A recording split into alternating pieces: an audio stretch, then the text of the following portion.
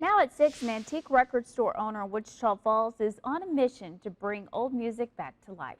Shundy Hooks got a chance to sit down with the owner, and Shundy, he's restoring and preserving vinyl records that even some date back to the 1800s. Ashley, as Justin Good spun Gene Autry's Roly Poly from 1954, he told me the experience he felt like he was pulling back the curtain on time. The more he did his research on the history of the 78 RPM vinyl records, he became even more fascinated. That curiosity is what started his music preservation journey.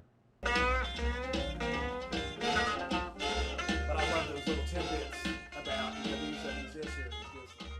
I started it as a passion project to preserve these old records for posterity. I think it's important that this music history is saved and there's a place for it. There's not another place in the area that deals in these records.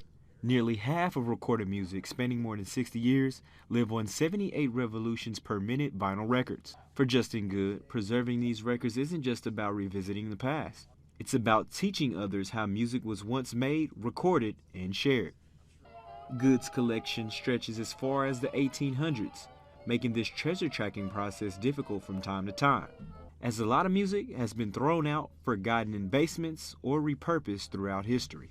In World War II, there was a shortage of supplies and also all the materials that were needed, for the war effort. And there was a push in 1942 by the War Department to recycle anything that could be used for the war. So these old records were called upon to be recycled, to be made into new records, to send over to the troops, and also all the scrap metal.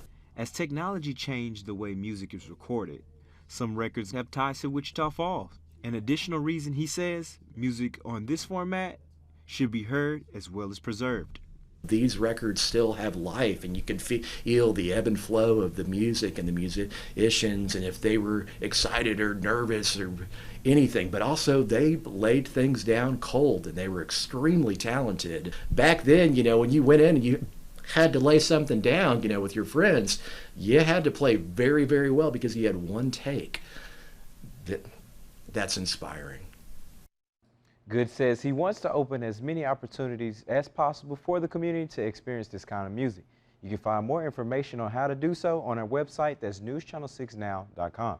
Shundy Hooks, News Channel 6.